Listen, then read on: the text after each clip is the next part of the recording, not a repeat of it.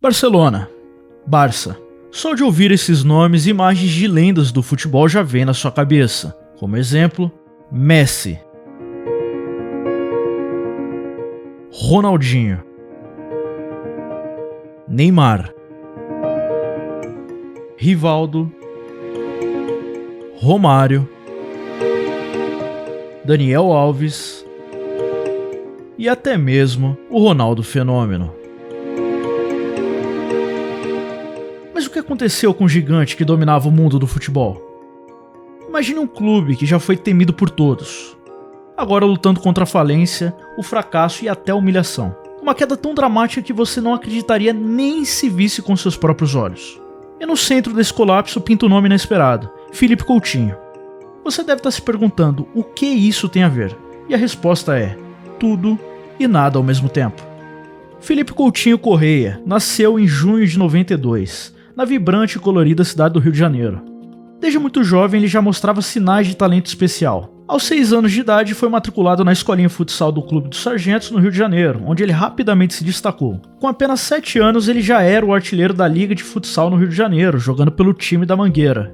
Mas por que isso é o ponto-chave da carreira dele? Simples. Porque muitos dos maiores jogadores do mundo, como Ronaldinho, Ronaldo Fenômeno e Romário, começaram suas jornadas no futsal antes de se tornarem lendas nos gramados. O futsal, com a sua necessidade de controle de bola e habilidade de técnica para fugir das marcações, é a prática perfeita para os futuros craques do futebol. E o Coutinho, com a sua habilidade e visão de jogo excepcionais, parecia destinado a seguir o mesmo caminho. Em 99 ele trocou as quadras pelos gramados do Vasco, e as suas pernas continuaram brilhando e se destacando mais do que todos os juniores. Dominando campeonatos nas categorias sub-12, sub-13 e sub-14, ele se destacava como um dos jovens mais promissores da sua geração. E então, aos 17 anos de idade, ele deu seu primeiro grande salto. O Vasco da Gama subiu ele para o time profissional, onde não só estreou, mas também teve um papel crucial para ajudar o clube a voltar para a Série A do Brasileirão. Durante sua breve passagem pelo Gigante da Colina, jogou 43 jogos e marcou 5 gols, deixando uma marca bem memorável para o clube. Mas a verdadeira reviravolta na carreira do Coutinho vem em 22 de julho de 2008, quando o Vasco anunciou a sua venda para a Inter de Milão por apenas 3,8 milhões de euros. Imagine o cenário, uma jovem promessa brasileira de apenas 18 anos chegando na poderosa Inter de Milão, que tinha acabado de conquistar a Champions League e o tricampeonato italiano. As expectativas eram imensas e a disputa de posição era enorme, mas a realidade foi bem mais dura do que parece. Na Inter, Coutinho enfrentou barreiras físicas e psicológicas inesperadas. Lesões e um plantel já em envelhecimento e em declínio dificultaram muito a sua ascensão, sem contar as trocas de 6 técnicos diferentes durante a sua passagem. Entre 2010 e 2013, ele fez só 47 jogos pela Inter de Milão, mas raramente teve a chance de mostrar todo o seu potencial. E foi durante o empréstimo ao Espanhol em 2012 que o Coutinho teve a oportunidade de jogar como titular na La Liga durante toda a temporada. Mas mesmo assim, o clube que já lutava para sobreviver, vencendo apenas 2 dos 38 jogos naquela temporada, foi de Série B e o Coutinho não pôde fazer nada. Nesse momento você consegue imaginar o psicológico dele, né? Por todos os clubes que passou na Europa, não conseguiu vestir a camisa de verdade. O sentimento de fracasso, de impotência já tomava conta da cabeça do garoto. A vida estava cada vez mais difícil. Em meio a lesões e dificuldades de adaptação, ele parecia estar perdendo o brilho que tinha feito dele uma das maiores promessas do Brasil naquele momento. Mas então veio a virada de chave histórica de carreira do Coutinho. Aquela que transformou ele no verdadeiro craque de bola e a sensação de Copas do Mundo. Em janeiro de 2013, o Liverpool viu alguma coisa no Coutinho que os outros clubes não viram. Por apenas 8,5 milhões de libras, ele se mudou para a Premier League e logo de cara vestiu a camisa pesada número 10. Para muitos europeus, isso parecia mais uma transferência comum e bem subestimada, e a mídia deixava a todo instante isso bem claro. Até mesmo os torcedores do Liverpool estavam com o pé atrás, dizendo que, praticamente achando que ele seria apenas mais um brasileiro fracassado e que também não conseguiria salvar o Liverpool da má fase. Mas aí que a história fica melhor. Eles estavam prestes a quebrar a cara de uma forma, meu amigo, que nem eu consigo explicar. Enfim, logo na sua primeira temporada, o Coutinho encontrou seu ritmo perfeito e o seu lugar no meio do campo do Liverpool. Ele marcou 8 gols em 13 jogos, uma coisa bem impressionante, porque quem era o artilheiro do time até então era o Luizito Soares, que tempos depois faria história no Barcelona. E nessa temporada, meu amigo, o Coutinho colocou o Soares no bolso. Aos poucos, jogos após jogos, Coutinho estava se transformando em uma superestrela, atraindo olhares e elogios de todo o mundo europeu, principalmente da própria torcida que tanto subestimou ele. No sistema do Klopp, Coutinho tinha um papel principal em criar chances de gols e até finalizações fora da área, e isso funcionava de uma forma que nem mesmo o Klopp conseguia entender. Curiosamente, essa ascensão aconteceu no mesmo tempo que Neymar começava a brilhar no Barcelona ao lado de Messi, criando uma narrativa de rivalidade e até mesmo de admiração entre os dois brasileiros naquele momento. O Liverpool se tornou o palco onde Coutinho poderia finalmente mostrar todo o seu talento, fazendo shows a toda a rodada da Premier League. A sua habilidade com a bola, uma vez que passou muito tempo no futsal, a visão de jogo e capacidade de marcar gols de fora da área, principalmente de falta, tornou ele um dos jogadores mais empolgantes da Europa. O camisa 10 não apenas se estabeleceu como um dos melhores jogadores do Liverpool, mas também começou a atrair muito a atenção de grandes clubes europeus. Do outro lado da Europa, Neymar estava dizendo adeus ao Barcelona para se juntar ao PSG. O seu objetivo era sair das amarras do Messi e finalmente conseguir conquistar a tão aclamada Bola de Ouro e se tornar o melhor jogador do mundo. Dito isso, a necessidade do Barcelona de repor a posição de um craque com outro craque era o objetivo. Então finalmente chegou a oferta que mudaria tudo. Oferta que arrombaria os cofres europeus de transferências. Em janeiro de 2018, o Barcelona pagou uma quantia astronômica de 160 milhões de euros para trazer o Coutinho ao Camp Nou. As expectativas eram altíssimas. Eu lembro que até hoje eu fiquei feliz por essa transferência, mas ao mesmo tempo que eu achei muito arriscado, porque o Coutinho estava numa fase extremamente positiva no Liverpool. Enfim, o Coutinho seria o novo maestro do meio-campo ao lado do Messi, o jogador que ajudaria a levar o Barcelona a novas glórias. Mas ao invés disso, o que se seguiu foi um dos maiores e mais caros desastres da história do futebol. Coutinho lutou tanto psicologicamente quanto fisicamente para se adaptar ao estilo de jogo do Barcelona, e as lesões continuaram a tirar o seu sonho. Apesar do seu bom ritmo na La Liga, marcando 13 gols em 18 jogos, a pressão imposta por parte da imprensa, dos torcedores e da diretoria para justificar o seu preço colossal pesava muito sobre ele. E assim, o que era para ser uma parceria de sucesso se tornou um pesadelo. A má gestão do clube, aliada ao enorme investimento em Coutinho que não rendeu os frutos esperados, contribuiu para o declínio financeiro e esportivo do gigante Barcelona. O pior de tudo é que a verdadeira história está só começando. Agora vamos entrar nos bastidores, descobrir os segredos da gestão do Barcelona e descobrir como um dos jogadores mais promissores do mundo se tornou parte de uma das maiores tragédias financeiras e esportivas do futebol moderno. No centro de toda essa falência, vemos decisões financeiras desastrosas por parte da diretoria do Barcelona, a mando de José Maria. A contratação de Coutinho não foi um caso isolado, mas uma parte de uma sequência de investimentos gigantescos que não renderam frutos como eram esperados. E só para constar, o técnico Valverde, que estava no Barcelona no atual momento que o Coutinho foi contratado, disse que não era favorável a essa contratação, que não conseguiria achar um esquema de jogo para beneficiar o próprio Coutinho, porque isso tiraria o próprio papel do Messi. Mas mesmo assim, a diretoria do Barcelona decidiu contratar e passar por cima de toda essa decisão.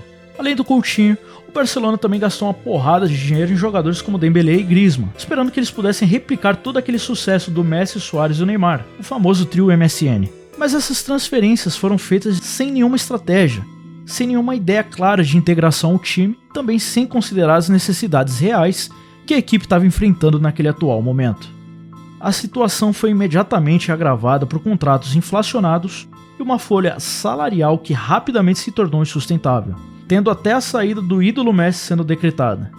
O Barcelona estava pagando salários enormes para muitos jogadores, colocando uma pressão financeira que se tornou impossível de gerir, especialmente quando os resultados em campo não correspondiam às expectativas. A pandemia de 2020 apenas intensificou essa crise, reduzindo drasticamente as receitas do clube e expondo ainda mais suas vulnerabilidades financeiras. Mas foi nesse ano que o Coutinho foi emprestado para o Bayern de Munique, que herdou a camisa 10 e conquistou a Champions League com o time. Foi uma passagem rápida, marcada por lesões e alguns momentos que o Coutinho pôde se soltar em campo e mostrar alguns lampejos do seu talento. Porém, a pressão psicológica, marcada de tudo que tinha acontecido, ameaçava cada vez mais o seu desempenho.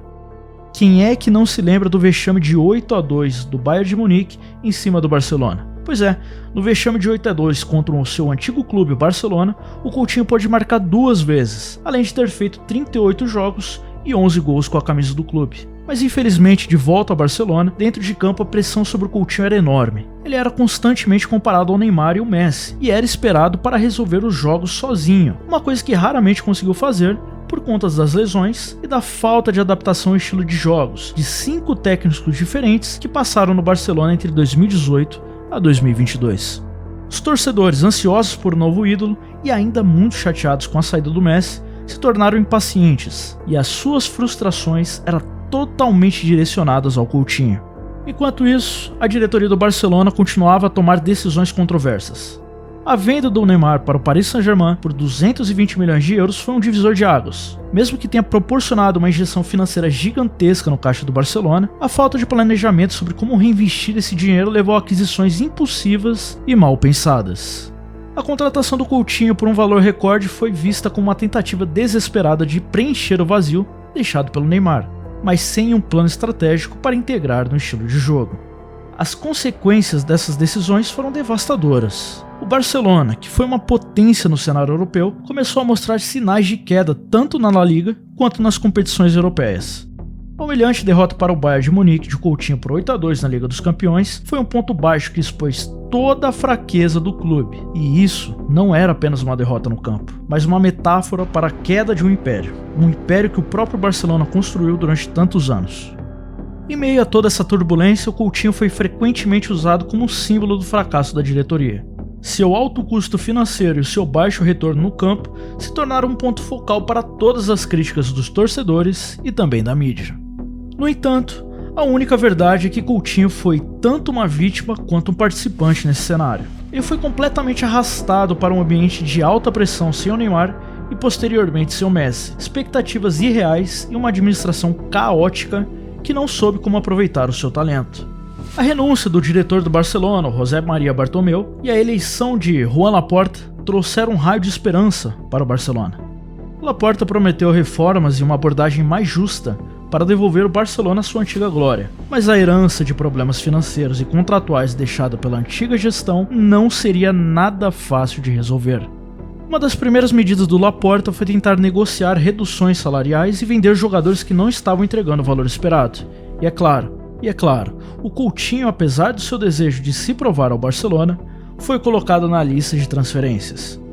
A sua saída parecia inevitável, mas encontrar um comprador realmente disposto a assumir o seu alto salário e pagar um valor alto de transferência não seria uma tarefa nada simples.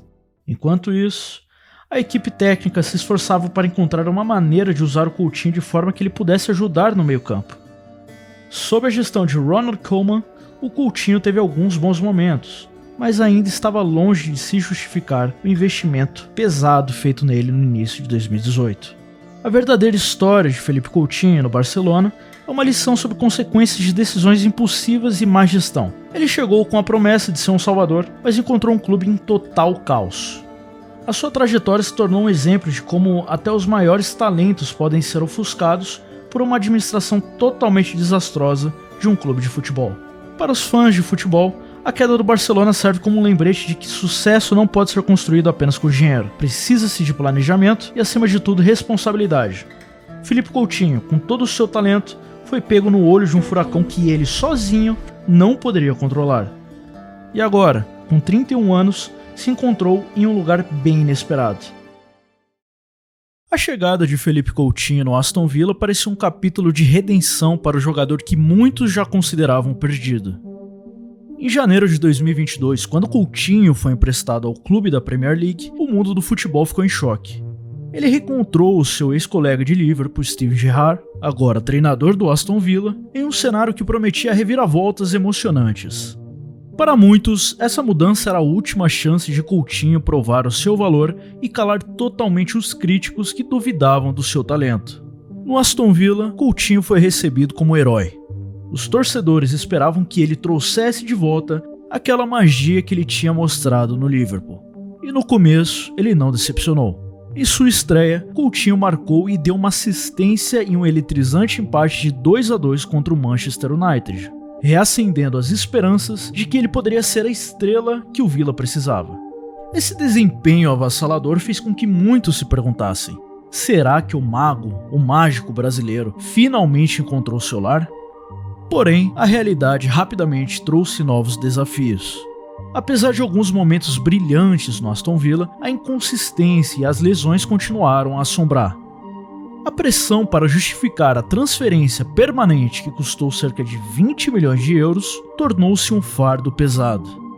Torcedores e críticos não estavam dispostos a perdoar falhas, e cada partida se tornava um teste de sobrevivência para o Coutinho. Então, em 2023, um novo e inesperado capítulo se abriu. Coutinho foi emprestado ao Al Duhail, um dos principais clubes do Catar. A notícia foi recebida com surpresa e com muita controvérsia por trás de tudo isso. Muitos se perguntavam se isso significava o fim da carreira do Coutinho e o fim do seu futebol em alto nível. Seria essa mudança para uma liga menos competitiva um sinal de que o Coutinho tinha desistido totalmente de competir entre os melhores do mundo? Ou seria uma estratégia totalmente calculada para fugir da pressão e realmente encontrar o seu ritmo novamente? Pois é, no Catar, Coutinho encontrou um ritmo de vida e um nível de competição totalmente diferentes. Longe dos holofotes implacáveis da Europa, ele teve a chance de se recuperar fisicamente tanto quanto também mentalmente. No entanto, a dúvida persistia. Ele estava fugindo das expectativas ou estava se preparando para um retorno triunfal? Para muitos, e para os seus fãs, é claro, como eu, cada jogo no Al Duhail era uma mistura de esperança e muito ceticismo. Mas o que vem a seguir pode ser a reviravolta que todos estavam esperando. A possibilidade de Philippe Coutinho voltar ao futebol brasileiro começou a ganhar força. E com apenas 31 anos de idade, uma idade em que muitos jogadores, lembrando que ainda estão no seu auge, essa perspectiva traz um misto de excitação e também de nostalgia. Já também tendo confessado várias vezes a sua intenção, que é voltar para o clube que revelou. Porém, as recentes controvérsias do Vasco, entre a SAF, a direção e toda a presidência, pode afastar ou também prolongar esse tão estimado retorno. Atualmente no Aston Villa, mas emprestado ao Al Duhail do Catar, ele repensa cada erro que tomou na sua carreira. Com a idade de muitos craques do futebol que ainda estão no auge das suas carreiras, Coutinho enfrenta decepções. As lesões, as expectativas não correspondidas e a pressão constante deixaram marcas profundas, não só na sua trajetória, mas também na sua saúde mental. Em entrevista recente, Coutinho desabafou. Às vezes me pergunto se poderia ter feito algo diferente. O peso das expectativas e a pressão eram imensos. Sinto que nunca tive a chance de realmente mostrar o meu verdadeiro potencial no Barcelona. Foi um período bem difícil que me ensinou muito, mas também me deixou muitas cicatrizes. A partir dali, minha carreira começou a desabar junto com o meu psicológico. O meu sonho era que tudo isso tivesse sido diferente.